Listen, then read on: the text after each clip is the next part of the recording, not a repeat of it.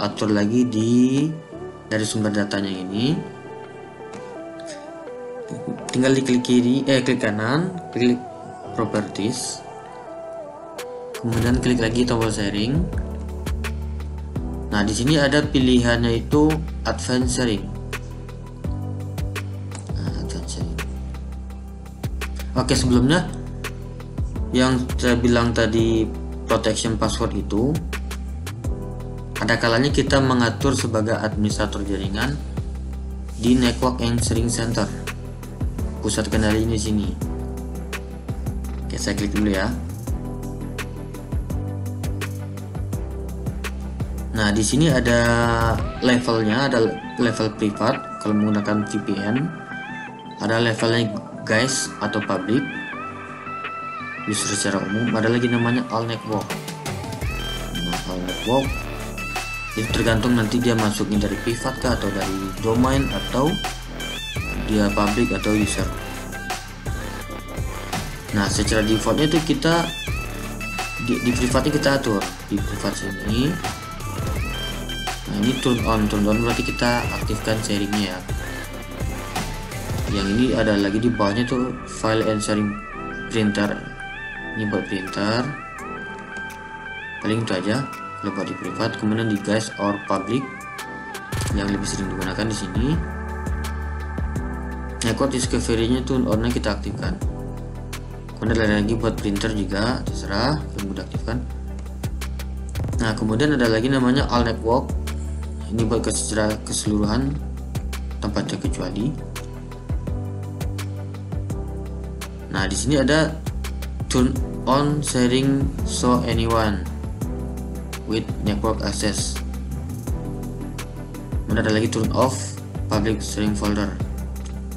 Harusnya ini kita aktifkan turn on. Kemudian, nah di sini file sharing connection. Kalau secara defaultnya itu dia enable file sharing for device encryption, ya kan? Nah di sini password protection sharing, protected sharingnya. Kalau turn on passwordnya kita aktifkan, nanti dia ketika kita mengakses seperti tadi, dia akan minta username dan password. Sekarang saya nonaktif saja ya turn on password biar lebih gampang nantinya. Di pusat kendali di situ. Nah, kemudian untuk hak akses sharingnya tadi ada lagi namanya di advanced sharing. Nah, set custom permission, kita meng-custom atau mengatur permission atau hak aksesnya. Kita klik advanced sharing. Nah, di sini kita juga bisa membatasi berapa user yang akan bisa mengakses. Di sini limit the number of simultaneous user to 20 user. Bisa lebih, 50 bisa, 100 bisa. Nah, di sini ada namanya permission. Nah, di permission ini nanti next video akan saya jelaskan masing-masing permission dari user itu bermacam-macam ya. Ada administrators itu sama dengan super administrator, ada lagi user atau guest, dan ada lagi namanya everyone. Everyone ini berarti bisa semua user bisa mengakses. Nah, di sini sudah ditentukan secara defaultnya.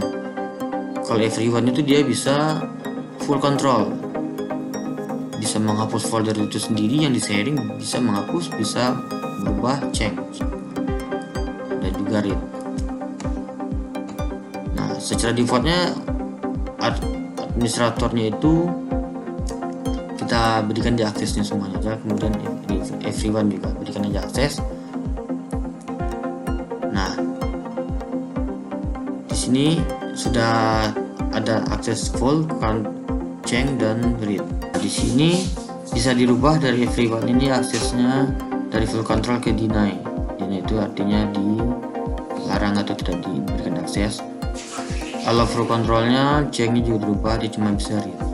Klik apply, pastikan untuk semua user yang ada di sini read semua. Kemudian klik OK, apply lagi, OK, close. Oke, kembali ke PC utama. Sekarang kita coba akses kembali. 100.3 si sumber data sharing data, klik OK. Masuk lagi ke folder yang di sharing. Nah, di sini saya akan mencoba mengadakan perubahan data yang ada di sini. Saya coba klik kanan, copy, kemudian saya paste. Nah, di sini ada pemberitahuan destination folder access denied. You need permission to perform this action. Meskipun kita klik try again, ini datanya nggak bakalan bisa diapain atau kita copy. Juga misalnya data yang ada di sini kita klik kanan, misalnya mau di delete, itu nggak bakalan bisa, karena aksesnya hanya cuman read, bukan change, bahkan bukan kontrol. Kita juga mau pindahkan data juga nggak bakalan bisa, cut itu nggak bakalan bisa. Oke. Nah, itu perbedaan user yang diberikan akses dan yang tidak, atau hanya sekedar view. Jadi ini step by step dari awal gimana cara kita aksesnya. Itu pertama kita ping dulu ke IP target sharing datanya, sumber datanya, baru kita coba untuk akses.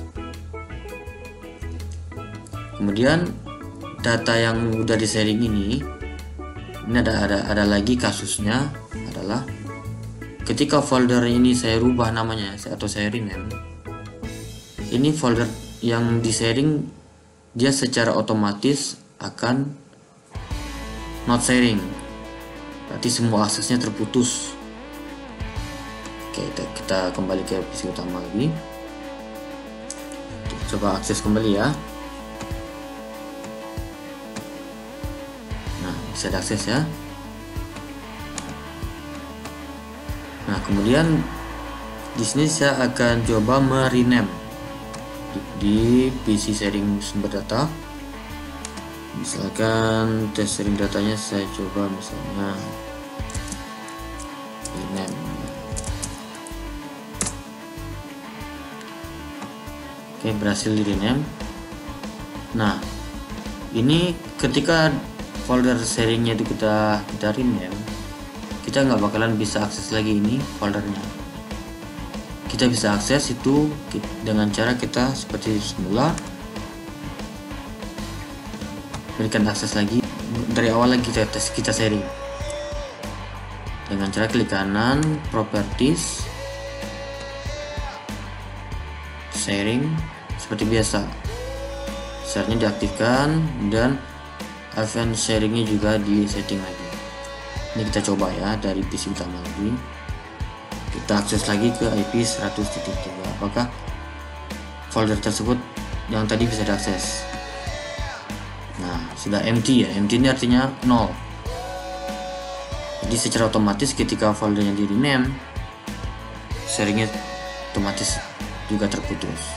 Oke, itulah tadi cara sederhana sharing data menggunakan Windows 10, bisa diakses dari mana aja, baik di Windows 10 itu sendiri, Windows 7, Windows XP, dan juga Mac OS. Semoga bermanfaat. Terima kasih. Assalamualaikum warahmatullahi wabarakatuh.